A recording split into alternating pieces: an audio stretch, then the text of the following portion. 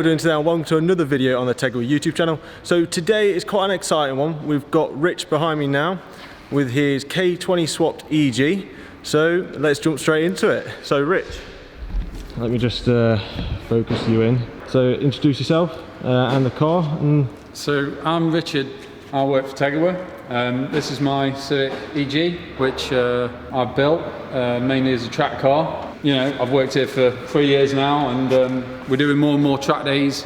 So I decided to build a car more track orientated to enjoy on track with all the boys. Yeah, and it's pretty quick as well, isn't it? Like we've been on track in it a few times now. I've been in it. Yeah. Along with the iconic upside down video as well, that no one will ever let down. Yeah.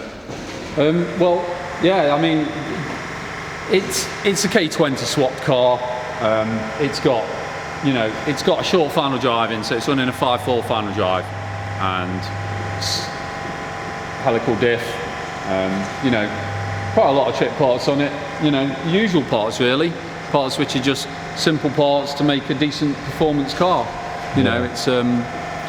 It's quite a simple thing, but performance on tracks, it's up there. You don't get that many cars that are going to be that much quicker than you. That's it. At a certain, at this kind of level for the power to weight. And how long have you been building this for? So it only took me about 2 or 3 months to build it when I sourced the car. Quick then. Yeah. I mean, it isn't a complicated swap. I mean, it's quite a simple swap. Everything's off the shelf. Parts are readily available. Yeah. Everything's pretty much bolt on, apart from a few little bits that I did myself, which are a little bit more unique. Got you. So right, let's start with the exterior then. So what we got running on the wheels? So we've got a pretty rare set of wheels here. We've got some Sprint Heart CPs in a pretty decent fitment. I think they're ET28 on the front and a 29 on the rear, 7.5J front, 7J rear. So I've got 225s up front, 205 on the rear, and the AR1. Got you. So yeah, and we're running under the wheels. We've got a full Tegiwa hub swap with 282 calipers up front, running Pagid RSL 29s, I believe, and I think we're just on some Ferodos on the rear. Some 2500s. Got you. So that's a hub swap. A common thing. Many people do an upgrade. It's a nice little upgrade. Yeah. And the braking performance is really good for the brakes, which are a decent brake, really. Yeah, got you. And you say it's on some yellow speed coilovers as well? Yeah, so the car's actually running yellow speed dynamic Pro Sport coilovers. I've run them on pretty much all my cars for the past 8 years. There's a chance I'll probably up the spring rates and go for some 12s and 10s moving forwards on it now. I think it's on 10 and 8 at the moment. That's it with that. We've got Skunk 2 camber up front, the Pro setup with the adjustability underneath so you can get at it. There's also hard race. I think it's mainly hard race all round on bushes. The car's fully rebushed. That takes care of that, because the bushes are going to be tied on these old cars. It's a 25-year-old car. That's it. So bushes is a big one for me to consider. Do you have much problem with the rust with it being 25 years old? Well, yeah, the car did have to have arches when I bought it, which is quite common. It's one of them. It's a fairly clean car, to be fair. It was a 40,000 mile car. I picked it up. It's just an LSI model, which is fine for a K swap. It doesn't really matter what the base car is, in my opinion, if you're going to swap everything on the car. It. So exhaust wise, what's it? So it's actually now running. It's just running like an M2 style back box with a custom B pipe, which I fabricated up with a Profusion silencer in the middle, which keeps the noise pretty good. I'm about to say it sounds really good on track.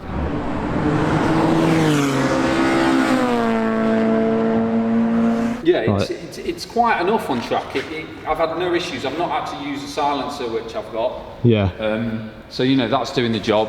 And it's also got, it's running the new Tegiwa K-swap header, actually. This is the first car to run the new prototype header. And we haven't dynoed it and done a retune since it's had the header, but it's performed well with the header. So, So we've got the Tegiwa,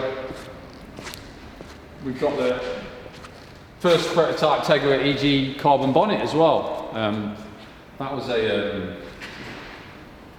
decent little upgrade. Saving a bit of weight, you know. It's the fitment's really nice on it. You know, and it was just available. My car was there, so we tend to use this car and put a lot of new parts on it if it's available. So, you know, I guess we can use it as a bit of like R&D. You know, we can get new products in and testing it. Make sure parts fit on the car. There's no problems with that. We do that quite regularly. We've done it with the header. We've done it with that. On the front, you know, we've just got one of the Tegiwa little front. I think it's a Type R style lip actually.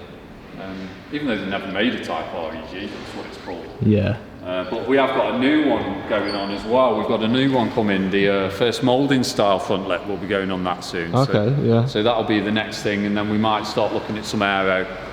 Start looking at aero for the car. Yeah. And this livery. So when did you get this, and what was the reason why you got this? Is it? Well, we were launching the new website, the coilovers.co.uk, and I just put it out there to the boss. I said, you know, we haven't got a car like to showcase the new brand.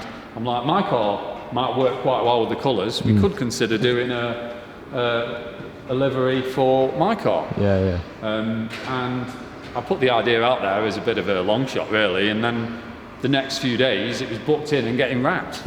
And our Dave designed the wrap, and you know, it was done and dusted in a week. I was about to say, I remember seeing Dave designing it all. Yeah. Dave's done a cracking job. It's really sets the car. Yeah, definitely like one of its kind. Yeah, definitely. So right, let's take a look inside the car then.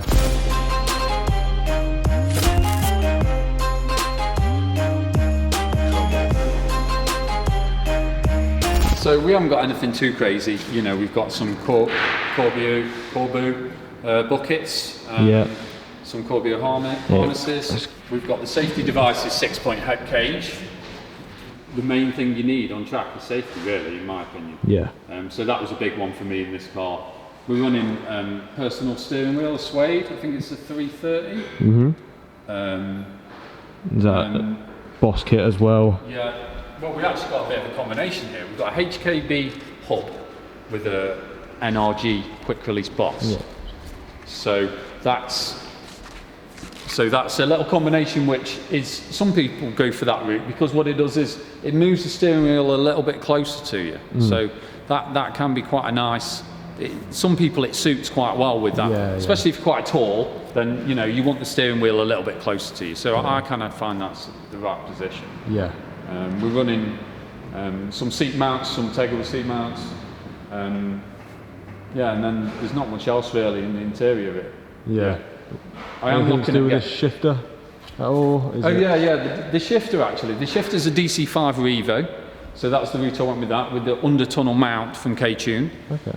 I am thinking about, well, I have got another dash. I'm going to get a flock dash, and I might even look at producing a bespoke panel which will house some gauges, the plastic centre panel on the EG. So that might be something I'll work on next, and you know, you may even see something of that at Tegiwa eventually, but we'll see. I plan on doing now, apart from just doing more track days, more seat time, you know, learn the car more. Right, I guess let's look underneath the girl.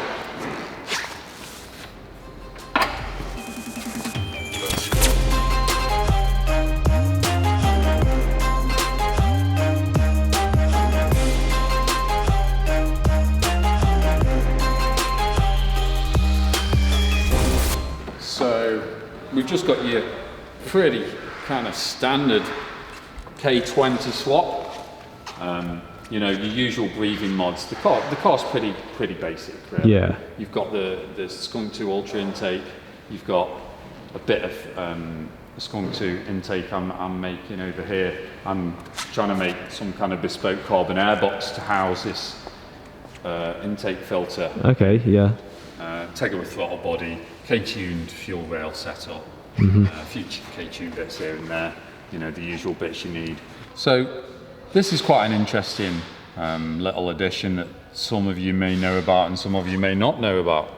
The Skunk 2 Ultra intake manifolds can be taken apart, and you can then effectively port them using, you know, various abrasives, starting off fairly coarse, get rid of some of the roughness, along the intake trumpets, and then work your way up with the abrasives so you get to whatever level of polish, whatever finish you want to really go to. We probably spent about 4 or 6 hours on this, me and Andy Ford from Tegiwa. So, you know, this is something that more and more you guys are realising is a possible thing that you can do. And, you know, whether you see much gains off it is, we haven't actually tested it, but it is something we do to all ours, and it is a nice little thing you can do, which isn't an option on all intake manifolds. So, you know. And what was the bit that you were talking to me about? One of my favourite bits on the car, actually, I don't know if you'd be able to really see it now, but I fitted a MR2 hydro-electric power steering pump. Is it that? Yeah. I don't know if we were able to pick it up on camera, but it's somewhere there.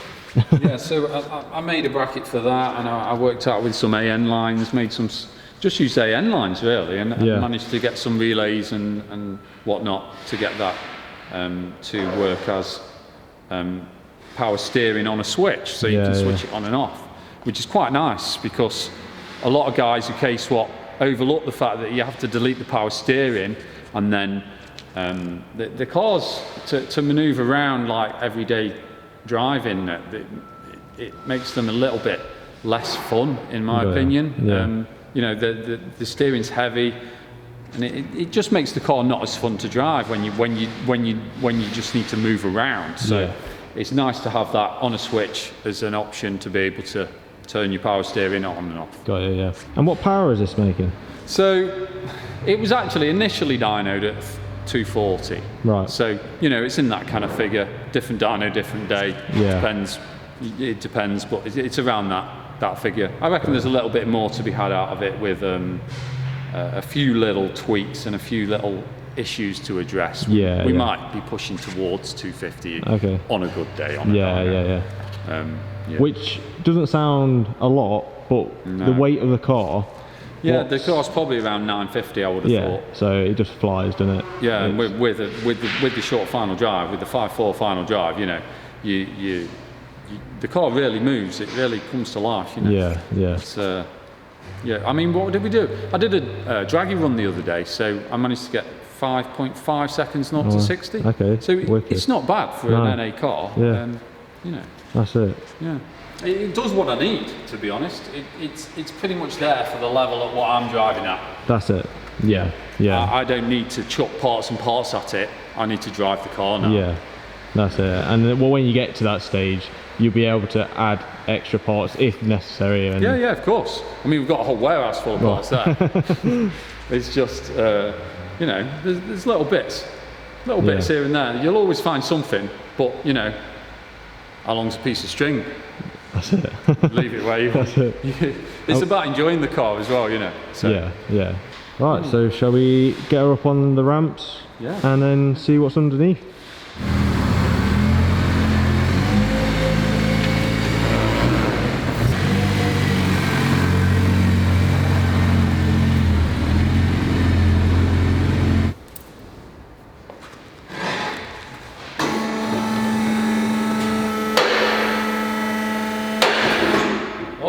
Maxed out. Right, so we've got it up on the ramps. So Rich, talk us through it. Right then, so there's like I say, nothing too crazy. You know, it's a pretty simple settled car, does the job pretty well. So we've got a white line rear anti-roll bar. I can't remember the diameter, it might have been about 20 mil or 18 mil. You know, so that gives it a lot more stiffer rear end, which gives it a lot more, you know, the car's a bit more movable on track. Yeah. We've got these are hard race complete rear arms, which are the DC2 style. So we're running the DC2 setup all round really. Got you. And then obviously we've got your hard race arms, yellow speed coilovers. It's all looking a bit dirty right now. And then barely see it. the spoke exhaust, which is a bit of a mishmash of parts really, just parts I had. So you know, that was all a little bit of custom job. And moving down, these are good silencers. These are Profusion. They really keep the noise down for not even a big silencer. It keeps the noise down quite well. And then onto the front, we've got, you know, again, hard race bushes all round. Okay. I think this is a DC2 or an MB6 front anti-roll bar, which is quite a common upgrade on them. You know, pretty simple one. Yeah. Is there many parts that is crossing over from different cars? Yeah, pretty much anything DC2 will work on these cars. Oh wow. That's why they're really good for what they are, because the DC2 performs so well. You know, you could pretty much put everything of a DC2 onto one of these and it'd be like a DC2 kind of. Yeah, what else we got? So this is the Tegiwa prototype header, so you can see clearance on that. It's tight because it's got the big tubes that run all the way down. Yeah. It's still a 421 design, but there's a lot on these primary runners, the big primary runners, so you know it's a decent header. We're hoping to see some good power gains on that. Yeah. Is this still going through R&D, or is it? No, they should be in stock very soon. Okay, sweet. Well, yeah, and then we've got any other things you can really see is Tegiwa radiator, which is the K-swap one. So that does the job. You know, that's about it really. Tegiwa pipes. Yeah, everything Tegiwa really. Yeah. You know, where is needed. Yeah. This has got the LSD as well, hasn't it? Yeah, so it's got M factory LSD, helical. Yeah. Only went for helical because I do drive it on the road occasionally. But yeah. And this is, as you can see here, this is the mounting of the shifter under the tunnel, so that still gives good clearance. Yeah. K-tuned. Yeah, so that goes under there. Yeah. We've been meaning to do this for so long, and it's like kept on getting pushed back every day, didn't it? Yeah. And then now we just got like a spare few minutes.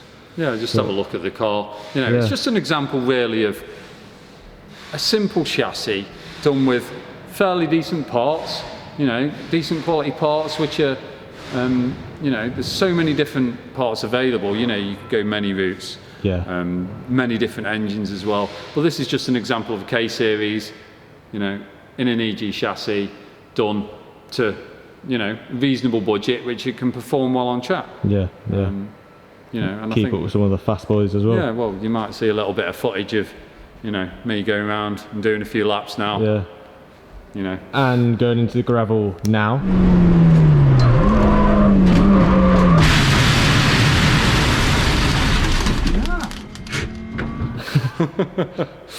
Yeah.